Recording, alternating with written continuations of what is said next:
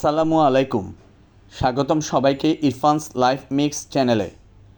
আজ 21শে জুলাই 2025 সোমবার। ঢাকা স্টক এক্সচেঞ্জের বাজারে আমরা দেখেছি একদিকে সূচকের ঊর্ধ্বগতি, অন্যদিকে শক্তিশালী মুনাফা তোলার প্রবণতা। চলুন বিশ্লেষণ করি আজকের পুরো ট্রেডিং সেশন এবং আগামীকাল 22শে জুলাইয়ের জন্য আমাদের কৌশল কেমন হওয়া উচিত। বাজারের সারাংশ 21শে জুলাই 2025। সূচক ডিএসইএক্স বেড়েছে 25.59 পয়েন্ট, ক্লোজ করেছে 5219.62 পয়েন্টে। লেনদেন আজকের মোট লেনদেন দাঁড়িয়েছে 860.71 কোটি টাকা, যা আগের দিনের চেয়ে প্রায় 85 কোটি বেশি।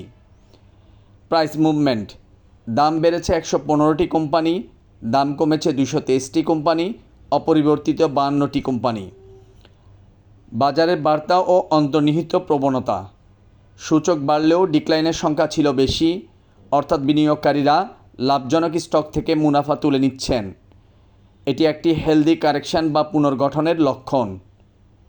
19 এবং 20 জুলাইয়ের ভিডিওতে আমি পূর্বাভাস দিয়েছিলাম কিছু স্টকে প্রফিট বুকিং হবে এবং সেটাই আজ বাস্তব।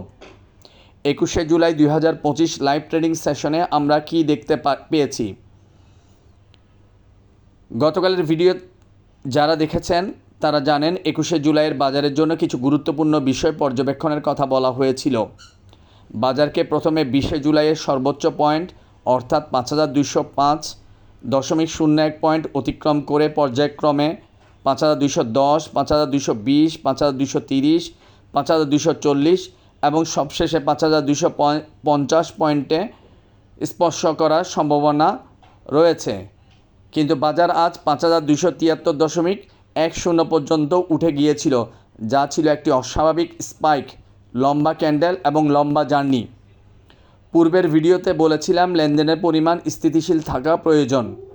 অস্বাভাবিক বৃদ্ধি বা হ্রাস বাজারের জন্য স্বাস্থ্যকর নয়। বাস্তবে লেনদেনের ভ্যালু অতিরিক্ত প্রতীয়মান হচ্ছে। আরও বলেছিলাম বাজার যখনই কোনো প্রতিরোধের সম্মুখীন হবে তখন স্বাভাবিকভাবেই কিছু সংশোধন বা দামের পতন হতে পারে।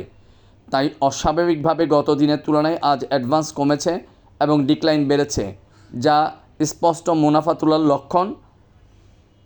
যদি আমি 19শে জুলাই থেকে বেড়ে যাওয়া স্টক থেকে মুনাফা টেকের কথা বলে আসছি, 19 এবং 20শে জুলাইয়ের ভিডিওতে স্টকের নাম ধরেই বলে দিয়েছি কোন কোন স্টক থেকে প্রফিট টেক করা উচিত। তবে আসুন 22 তারিখের লাইভ ট্রেডিংয়ের আমরা কিভাবে সিদ্ধান্ত গ্রহণ করতে পারি সেটা নিয়ে আলোচনা করি। 22শে জুলাই 2025 সম্ভাব্য বাজার প্রবণতা ও কৌশল। আগামীকালের বাজারের ঊর্ধ্বমুখী ধারা টিকিয়ে রাখতে হলে বাজারকে অবশ্যই প্রথমে 5273.10 এর উপরে যেতে হবে। শুধু তাই না বাজারকে অতি অবশ্যই 5300 লেভেল টাচ করতে হবে, অথবা কমপক্ষে 5287 লেভেল স্পর্শ করতে হবে। এটা বাস্তবে অসম্ভব। যদি সেই প্রসেসটাকে সফল করতে হয় বাজারকে আল্ট্রা ভলিউম দেখাতে হবে, যা শুধুমাত্র নগদ প্রবাহ নামক মিসাইল দ্বারা ভেঙে গুড়িয়ে দিয়ে 5300 দিকে এগিয়ে যেতে হবে। টার্নওভার হতে হবে 900 থেকে 1000 কোটি। সংশোধনের সম্ভাব্যতা। বাজার যখনই বড় রেজিস্ট্যান্সের কাছে যাবে তখন স্বাভাবিক সংশোধন, টেকনিক্যাল কারেকশন হওয়া খুবই সাধারণ। এটি ভয়ের কিছু নয়, বরং এটি একটি পুনর্গঠনের সময় হিসেবে বিবেচিত হয়। যদি বাজার রেজিস্ট্যান্সে বাধা পায় তাহলে নিচের সাপোর্ট লেভেলগুলো গুরুত্বপূর্ণ হয়ে উঠবে। প্রথমে বলি সাইকোলজিক্যাল লেভেল 5200, এরপর 5150। আর টেকনিক্যাল ভাষায় কারেকশন শুরু হলে প্রথম সাপোর্ট জোন 5133, দ্বিতীয় সাপোর্ট জোন 5103 থেকে 5116।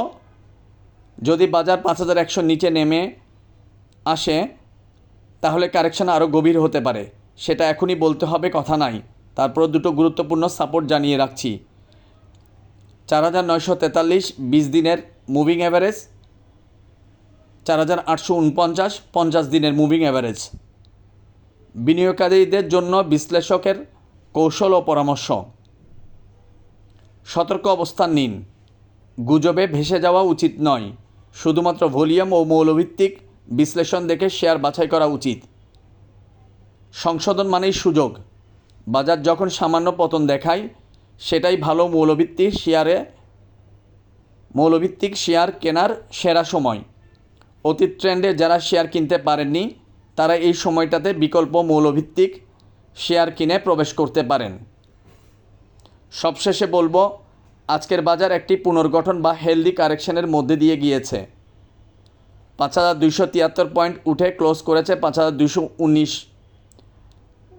প্রায় 53 পয়েন্টের ইনার বা আভ্যন্তরীণ কিংবা ডে কারেকশন করেছে। এটি কোনো ভয়ের পরিস্থিতি নয়, বরং যারা সঠিক কৌশলে চলবেন তাদের জন্য এটি হতে পারে নতুন সুযোগের দরজা। বাজারে টুইস্ট হচ্ছে, আজকের বাজারে আমরা দেখেছি সকালে ঊর্ধ্বগতি, বিকেলে কারেকশন। এই বাজারে সফল হতে হলে ফ্লোটা বোঝা দরকার, আর সেটা সম্ভব লাইভ ট্রেডিং বিশ্লেষণের মাধ্যমে। এই হেলদি কারেকশন আপনাকে নতুন করে ভালো দামে প্রবেশের সুযোগ দিতে পারে। মনে রাখবেন, ভালো কোম্পানি ভালো দামে কেনা, ধৈর্য অর্থাৎ লাভবানে বিনিয়োগ। তাই সাবস্ক্রাইব করুন ইরফানস লাইভ মিক্স, প্রতিদিনের আপডেট, বিশ্লেষণ এবং বিনিয়োগের সঠিক দিক নির্দেশনার জন্য। ভিডিওটি ভালো লাগলে লাইক দিন, কমেন্টস করে জানিয়ে দিন আপনি কোন স্টকের বিশ্লেষণ চান। আল্লাহ হাফেজ।